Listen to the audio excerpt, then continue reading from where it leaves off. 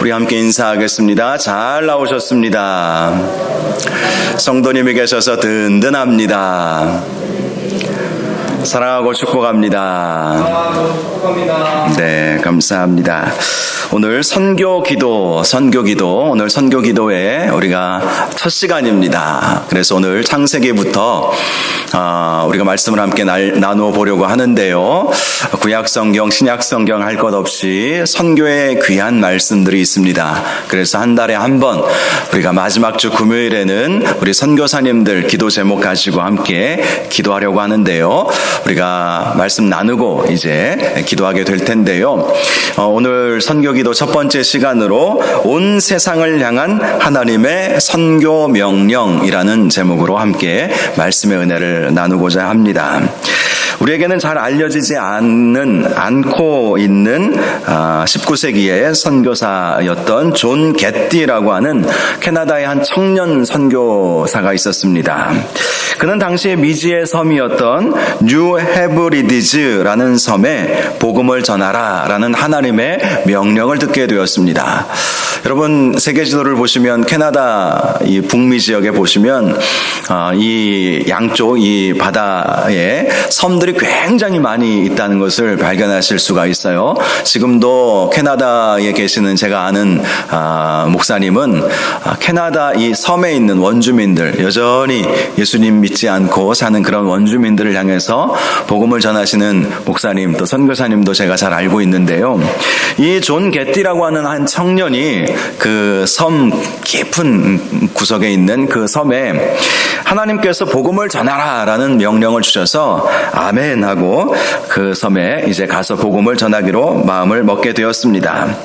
그런데 그 섬은요, 한 번도 서양 사람들이 방문해 보지 않았던 아주 미지의 섬이었습니다. 그래서 어떤 위험이 도사리고 있을지 예측할 수도 없는 그러한 섬이었던 것이죠. 그러나 존 게띠는 하나님의 명령에 순종해서 죽음을 각오하고 배를 타고 그 섬 안으로 들어가게 되었습니다. 그런데 하필이면 그 섬의 원주민들은요, 사람을 잡아먹는 식인종들이었어요. 끔찍하지 않습니까? 그냥 일반적인 인디안 원주민들이 아니라 식인 풍습을 가지고 있었던 그런 악한 풍습을 가지고 있는 그런 원주민들, 그 마을에 이 존 게티 청년이 들어가게 되었던 것입니다. 그래도 어쩌겠습니까? 하나님께서 말씀하시고 순종하겠다고 각오하고 그곳에 들어갔으니 어쨌든 복음을 전해야 되지 않겠습니까? 처음에는 이 원주민들이 이 서양에서 온 캐나다 본토에서 온 이 청년을 이상한 눈으로 쳐다보게 되었죠. 그리고 자칫 잘못하는 일만 있으면 그냥 죽여서 먹어버리겠다, 이제 이런 마음을 그들은 가지고 있었습니다. 그런데 이 존 게띠는 조심스럽게 그들을 도와주고 그들을 섬기고 우물이 필요하면 우물 파주고 집이 고장나면 집 고쳐주고 정말 헌신적으로 그들의 마음을 사기 위해서 노력을 했어요. 그리고 그들의 마음을 얻자 복음을 전하기 시작했습니다. 처음에는 거부했던 이 원주민들도 이 존 게띠라고 하는 서양 청년이 자기들을 위해서 헌신적으로 땀 흘리며 일해주는 것을 보고 그가 전하는 그 복음을 한 사람 한 사람 이렇게 받아들이게 되었던 것이죠. 그리고 결국 크지 않은 지역이었기 때문에 나이는 비록 젊은 친구이지만 존 게띠라고 하는 이 청년을 자신들의 영적 스승으로 이렇게 받아주게 되었다고 합니다. 그 이후에 존 게띠는 그들의 언어를 연구하고 신약과 또 몇 편의 유명한 찬송가를 그들의 언어로 번역해 주었습니다. 그리고 점차 그 섬에 살고 있던 원주민들은 모두 개인적으로 예수 그리스도를 다 영접하는 역사가 일어나게 되었습니다. 그리고 그들의 악습이었던 사람 잡아먹는 식인 풍습도 다 버려버리게 되었던 것이죠. 훗날 이 존 게티가 죽게 되자 그를 기념하기 위해서 한 기념비가 세워졌는데 다음과 같은 글이 새겨지게 되었습니다. 존 게티가 1848년 이곳에 상륙하였을 때는 기독교인은 단 한 명도 없었다. 그러나 1972년 그가 죽을 때에는 이교도는 단 한 명도 없었다. 그렇게 그의 묘비를 그렇게 세워주었다고 합니다. 존 게티 이 한 사람으로 인해서 뉴 헤브리디즈라고 하는 그 섬이 완전히 복음화가 되었던 것이죠. 참 의미 있는 인생을 산 선교사이지 않겠습니까? 작지만 그 한 섬을 완전히 복음화시킬 수 있었던 그 사람, 식임종이라고 다른 사람들이 그렇게 평가했던 그들을 그 악습을 버리게 하고 복음을 받아들이게 하고 하나님 나라를 꿈꾸며 사는 사람으로 만들어준 사람, 이 사람이 바로 존 게티라고 하는 사람이었던 것입니다. 오늘부터 매월 마지막 주 선교기도회 구약성경 말씀부터 시작해서 함께 기도회하기 전에 말씀을 나누고자 하는데요. 우리가 지금 돕고 있는 선교사님 쭉 이렇게 보시면 아시겠지만 8가정의 선교사님들 또 8개의 선교단체와 기관들을 우리가 지금 섬기고 있습니다. 선교 헌금밖에 그것도 많은 액수는 아니에요. 작은 액수로 우리가 보내드리고 있지만 이분들을 위해서 또 여러 단체들을 위해서 기도하는 것이 얼마나 중요한지 모릅니다. 우리가 그동안 제가 금요일날 믿음의 기도 시리즈, 예수님의 기도의 가르침, 또 지금은 바울의 기도 시리즈, 사도 바울이 기도에 대해 가르쳐 주었던 그 말씀들을 함께 보고 있지 않습니까? 그럴 때마다 우리가 자주 보게 되는 것이 중보기도 할 때에 하나님께서 기도의 대상이었던 그들에게도 복을 주시지만 기도하는 우리들에게도 복을 주신다는 사실을 우리가 늘 발견하고 있지 않습니까? 예수님도 이런 말씀을 해주셨어요. 마태복음 6장 33절을 보면 그런즉 너희는 먼저 그의 나라와 그의 의를 구하라. 그리하면 이 모든 것을 너희에게 더하여 주시리라. 여기서 말하는 이 모든 것이 무엇입니까? 마태복음 6장에 나와 있는 말씀은 염려, 근심하는 것들을 말하는 거예요. 우리가 이 세상을 살아가면서 필요로 하는 것들, 건강이라든지 물질이라든지 또 다른 사람들과의 좋은 관계라든지 또 자식이 잘 되는 것, 이런 모든 것들이 다 우리가 염려하고 근심하는 것들 아니겠습니까? 그런데 이런 모든 것들이 우리에게 더하여지기 위해서는 우리 예수님은 분명히 우리에게 알려주셨어요. 가르쳐 주셨어요. 먼저 해야 할 일이 있는데 그의 나라와 그의 의를 구하라는 것입니다. 그의 나라와 그의 의가 무엇입니까? 하나님의 나라와 하나님의 의를 먼저 구할 때에 너희가 근심하고 걱정하는 것들, 사실 근심하고 걱정한다고 해서 우리에게 주어지는 것은 아무것도 없습니다. 오히려 키가 한 자라도 잘할 줄 아느냐라고 우리 주님이 말씀하시지 않습니까? 여러분, 그래요. 근심하고 걱정한다고 해서 우리에게 주어지는 것 아니에요. 자연스럽게 우리에게 오는 것이 아닙니다. 그것은 하나님께서 주셔야 얻을 수 있는 것 아니겠습니까? 하나님께서 물질도 주시고 건강도 주시고 자녀들이 잘 되게 하시고 하나님께서 복을 주셔야 우리는 사실 복을 받을 수 있어요. 물론 노력하면 어느 정도의 우리가 복을 누리면서 살 수도 있겠죠. 그러나 항상 한계가 있습니다. 그런데 하나님께서 주시는 복은 무한한 복 아니겠습니까? 자, 우리가 이러한 복을 어떻게 누릴 수 있느냐? 먼저 그의 나라와 그의 의를 구하라. 한마디로 복음을 위해서, 하나님 나라를 위해서 우리가 구하고 기도하고 또 선교사님들을 위해서, 교회를 위해서 기도하는 것, 먼저 이렇게 하나님 나라와 하나님의 의를 구할 때에 우리가 근심하고 걱정하는 모든 것들 다 더하여 주시겠다, 이렇게 말씀하여 주신 것 아니겠습니까? 그래서 우리가 선교사님을 위해서 우리 금요 기도회마다 짧게 늘 기도했지만 또 특별히 한 날을 택하여서 우리 선교사님 기도 제목 가지고 기도하면 하나님께서 기뻐하시고 하나님께서 우리가 근심하고 염려하고 우리에게 필요로 하는 것들 더하여 주시는 은혜가 반드시 있게 될 것입니다. 자, 오늘 말씀은 하나님께서 천지를 창조하신 이후에 우리 인간을 창조하시고 그들에게 하나님께서 창조하신 세상을 향한 사명을 부여해 주신 말씀입니다. 자, 27절 말씀을 보면 하나님의 자기 형상 곧 하나님의 형상대로 사람을 창조하시되 남자와 여자를 창조하셨다고 말씀하고 있습니다. 우리 인간은 하나님의 형상으로 창조되었다는 거예요. 하나님의 형상, 하나님의 모양대로 창조하셨다는 것입니다. 우리 하나님은 어떤 하나님이십니까? 세상 모든 만물을 창조하신 분이시고 세상 모든 만물을 통치하시는 분이십니다. 하나님은 영이시기에 모양이 없으세요? 그런데 우리에게 하나님의 형상으로 창조하셨다라면 하나님이 우리처럼 눈, 코, 입, 귀, 손, 발 이렇게 가지고 있다는 것이 아니에요.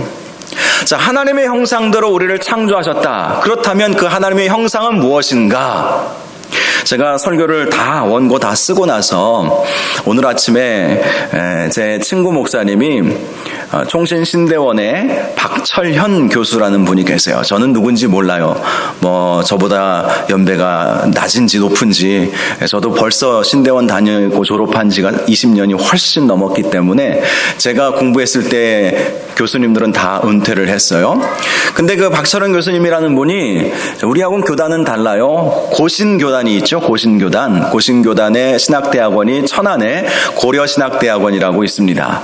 여기서 특강 강의를 지금 동계어학광자를 하고 있는데 유튜브로 요즘 하니까 제 친구 목사님이 그거 한번 들어보라고 아는 몇몇 분들한테 이렇게 링크를 걸어줬어요. 그래서 오늘 아침에 제가 그걸 딱 들었거든요. 그랬더니 출애굽기 말씀을 하시면서 그분이 출애굽기 전공을 하셨고 또 모세오경 전체를 다 강의를 하실 수 있는 분이시더라고요. 저는 처음 유튜브를 통해서 접했는데요. 이분이 첫날 첫 강의에 고려신학대학원의 목회자들에게 목회대학원 강의였었는데 첫날 첫 시간에 하나님의 형상이 무엇이냐에 대해서 강의하더라고요. 근데 저는 말씀을 연구하면서 이 하나님의 형상이 무엇인지 이미 깨닫고 있었거든요. 제가 그분의 책을 본 것도 아니고 다른 책을 본 것이 아닌데 그분이 정확하게 제가 생각하고 원고를 썼던 것을 검증해 주셨다라는 생각이 들 정도로 정확하게 제가 가지고 있었던 생각을 알려주시더라고요. 자, 하나님의 형상이 무엇인가? 하나님은 영이시기에 눈, 코, 입, 귀, 손, 발을 가지고 계시는 분은 아니세요.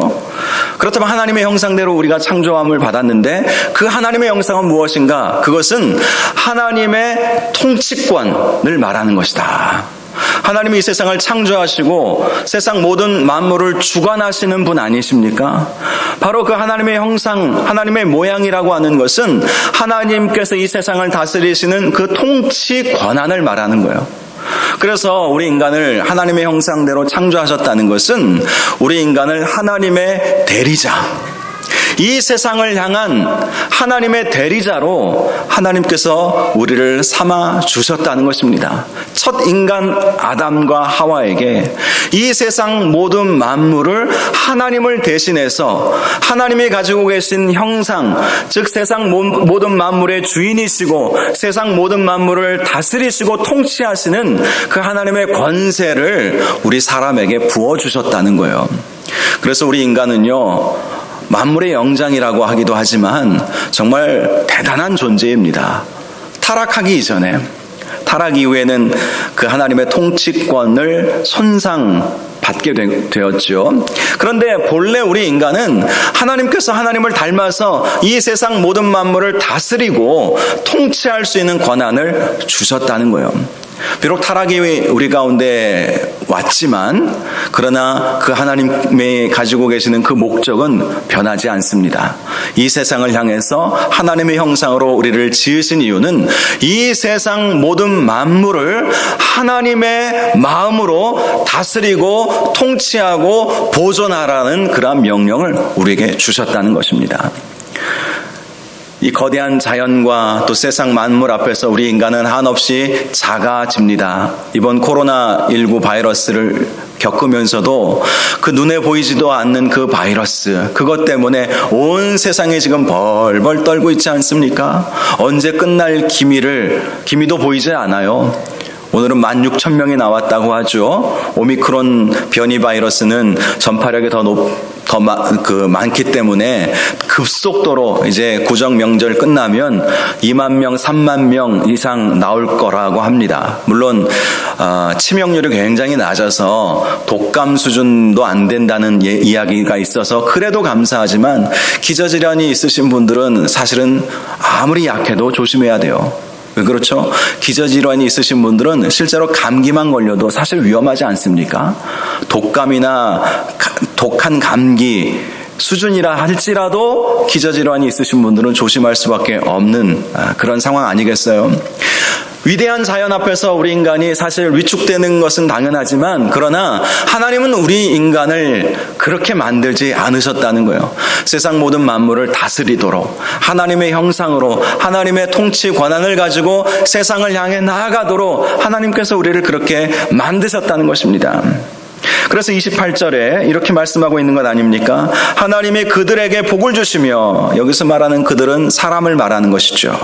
하나님이 그들에게 이르시되 생육하고 번성하여 땅에 충만하라, 땅을 정복하라, 바다의 물고기와 하늘의 새와 땅에 움직이는 모든 생물을 다스리라 하시니라. 아담과 하와를 지으시고 하나님의 통치 권한을 부여하여 주시고 생육하고 번성하라, 그리고 땅에 충만하라, 땅을 정복하라, 이 세상 모든 만물을 다스리라, 이런 명령을 하나님께서 우리 사람들에게 주셨다는 거예요. 자, 먼저 오늘 본문을 보시면 아담과 하와에게 하나님이 복을 주시면서 이 명령을 하셨다는 것을 알 수 있죠.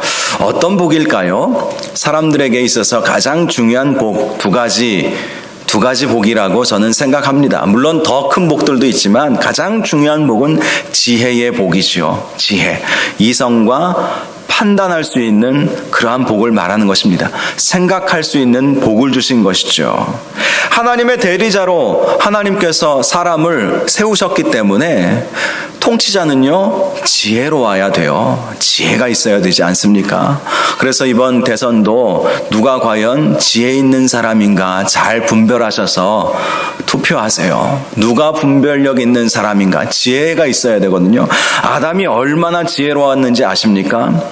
아담이요, 물론 하와의 그 미숙함, 또 하와의 실수, 그것에 같이 넘어가서 선악과를 먹었지만 그것은 또 다른 영역이죠. 아담은 참 지혜로운 사람이었어요. 하나님께서 그에게 시킬 일이 하나 있었습니다. 그것이 무엇이냐면 각종 짐승들 새 데리고 와서 이름 지으라고 했던 거예요. 이름. 자, 그런데 여러분, 이름 짓는 게 쉬운 일이 아니에요. 저도 제 아이 둘 이름 짓는데 참 고민 많이 하고 지었습니다. 둘 이름 짓는데 또 여러 생각이 들더라고요. 옛날 분들은 7, 8, 9명도 낳으셨잖아요. 우리 할머니, 할아버지 세대들 보면. 참, 그래서 1남이, 2남이, 3남이, 4남이 이렇게도 짓기도 하고. 이름 짓는 게 얼마나 복잡합니까? 그래가지고 그렇게 이름도 짓기도 하셨다는 얘기도 제가 들었는데요. 여러분, 제가 어떤 인터넷 자료를 보니까 이 세상에 존재하는 그 생물들, 특별히 땅에 있는 짐승들, 하늘의 새들만 해도 현재 알려진 것만 100만 개가 넘는다고 합니다. 100만 개. 여러분, 말이 100만 개지. 10명 이름 짓는 것도 1남이, 2남이, 3남이 해야 되는데 100만 개의 100만 종의 종류의 이름을 하나님이 아담에게 지으라고 하신 거예요. 아담이요, 지혜가 없었다면 그 이름들을 제대로 지어낼 수 있었겠습니까? 기억력이 없었다면 불과 얼마 전에 사자라고 지었는데 또 누가 어떤 짐승을 하나님이 데리고 와요. 내가 사자라고 전에 지었었나 안 지었었나? 우리 지금 타락한 우리 인간은 이 지성도 타락이 되어 버렸기 때문에 손상받은 것이죠. 타락으로 인해서. 그래서 기억력도 많이 지금 쇠퇴되었지만 첫사람 아담에게는요, 기억력은 탁월했어요.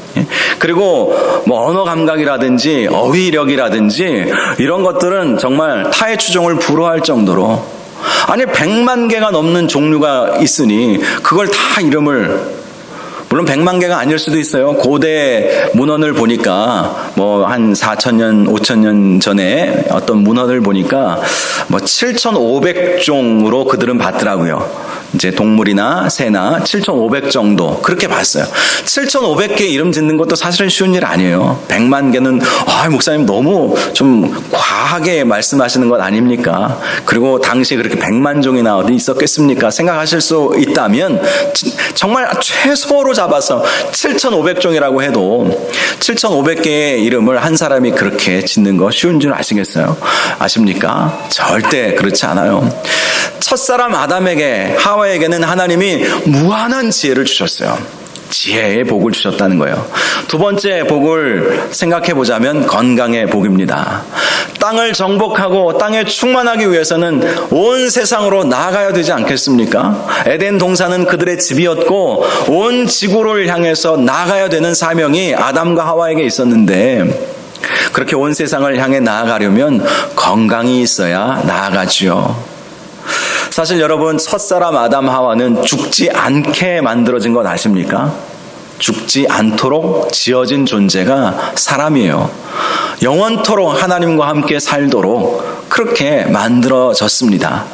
건강은요, 영원토록 살아야 할 건강이기 때문에 지금 우리가 바이러스 하나 때문에 중리사안이 이러고 있지만 본래 우리 인간은 그렇게 만들어진 존재가 아니에요. 죄 때문에 우리가 수고하여야 되고 또 사망이라고 하는 그 형벌을 우리가 받았기 때문에 죽음이라고 하는 것이 온 것이지, 원래 우리 인간은 죽지 않도록 창조된 존재입니다. 그래서 아담과 하와가 타락했을 때 인간의 수명을 보십시오. 다 900년 이상 살지 않았습니까? 900년 이상 다 살 수 있도록, 타락 이후에도 사망이라고 하는 형벌이 왔음에도 불구하고 900년 이상 살았던 사람들의 모습을 보면 우리 인간은 그만큼 하나님께서 처음 만들어 주셨을 때 건강의 복을 만들어 주셨다는 거예요. 자, 이렇게 지혜를 주시고 건강을 주셔서 하나님께서는 우리 인간이 해야 할 사명이 있다고 말씀해 주셨습니다. 그 첫 번째 사명이 생육하고 번성하여 땅에 충만해야 한다는 거예요. 한마디로 결혼해서 아이를 많이 낳으라는 명령이라는 것이죠. 작년에 우리 가까이 있는 새로남 교회에서 어떤 세미나가 있어서 제가 가서 들어보았는데요. 쉐마 교육으로 유명한 현용수 박사님이 오셔서 강의를 하시더라고요. 현 박사님의 강의를 들어보니까 유대인들은 지금도 아이를 많이 낳는데요, 생육하고 번성하라 라는 말씀을 문자 그대로 받아들이는 거예요. 지금도 아이를 많이 낳는다고 합니다. 그래서 현용수 박사님은 우리 그리스도인들이 아이를 많이 낳아야 된다고 강조하시더라고요. 지금 출산율이 아주 저조하지 않습니까? 우리나라뿐만 아니라 전 세계적으로 출산율이 아주 저조해요. 그런데 이슬람 국가들은요, 아이를 많이 낳습니다. 그래서 이슬람 무슬림들이라고 하죠. 이 무슬림들이 중동 지역에만 지금 사는 게 아니에요. 영국에도 굉장히 많이 살고 있고요. 미국에도 엄청나게 많이 살고 있고요.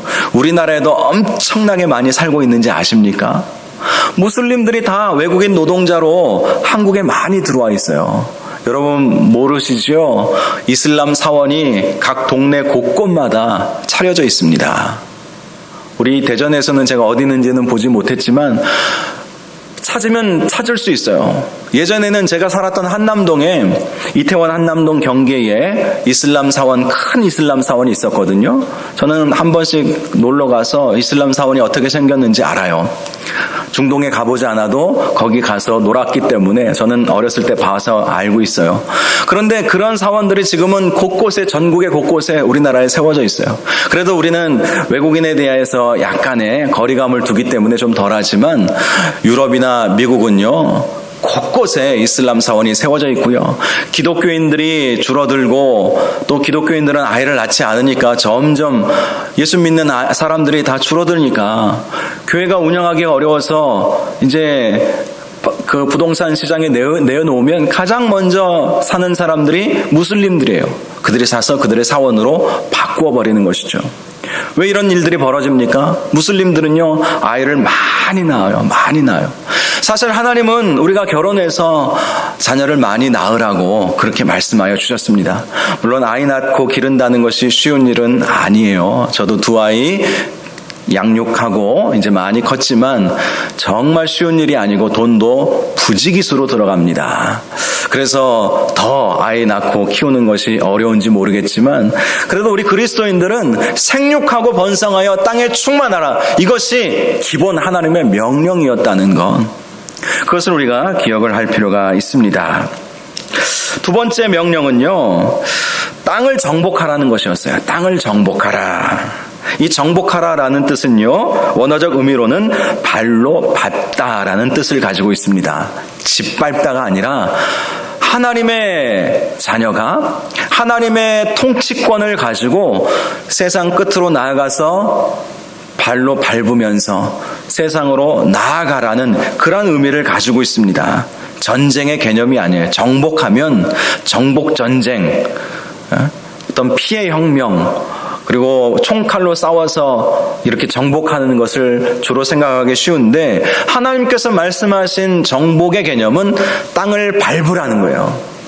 하나님의 백성이 미지의 땅까지 들어가서 땅을 밟으라는 거예요. 왜 밟아야 하겠습니까? 하나님의 통치를 선포하기 위해서.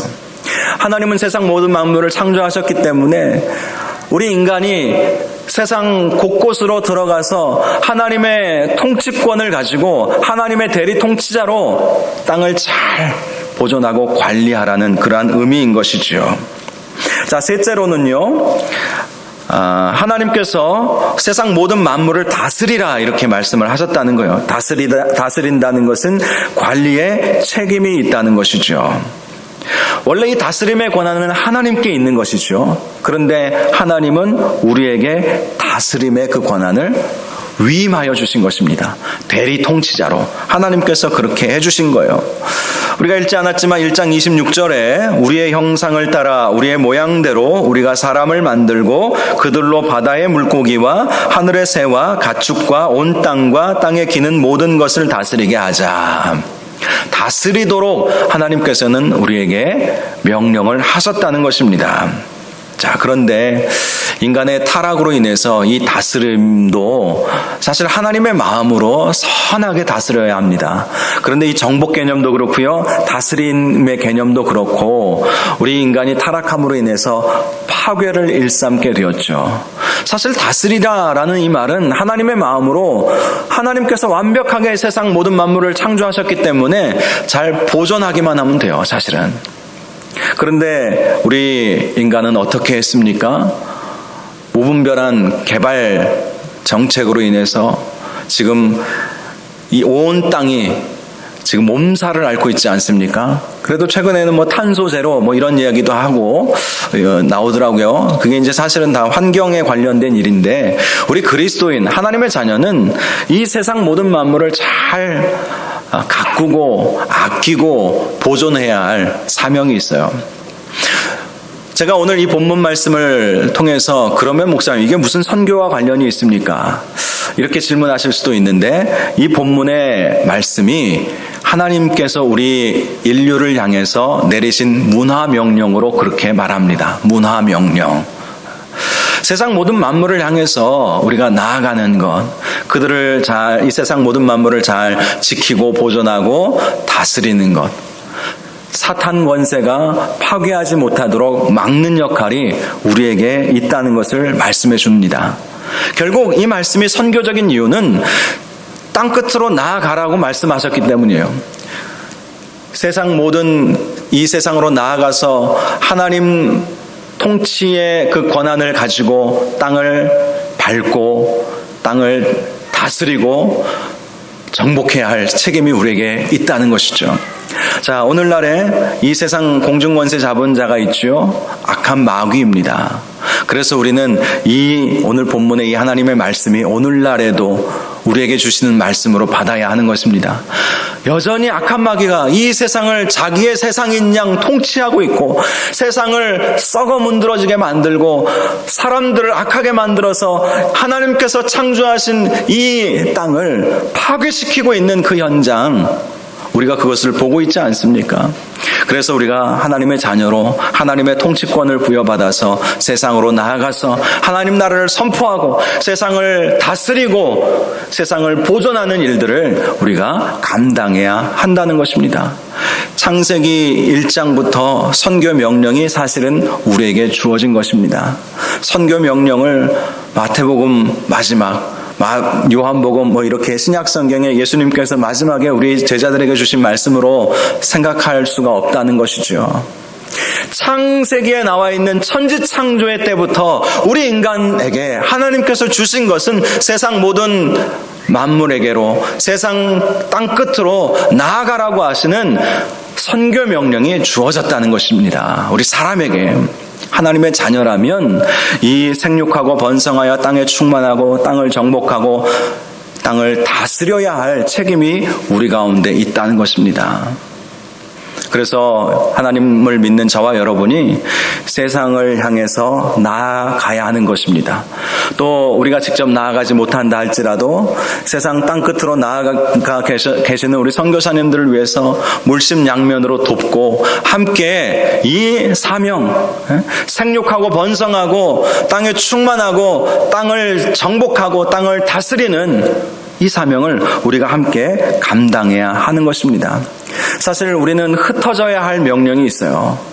땅끝으로 나아가서 하나님의 대리 통치자로 세상을 통치해야 할, 하나님의 통치 명령을 받들어 수행해야 할 사명이 우리에게 있습니다. 그런데 그것을 정면으로 거부한 사람들이 있었죠. 누구였죠? 창세기 11장에 보면 아브라함을 부르시기 전에 나와 있는 그 사람들이 있습니다. 그들은 바로 바벨탑을 쌓은 사람들이었어요. 그 바벨탑을 왜 쌓았는 줄 아십니까? 흩어짐을 면하자, 이거였어요.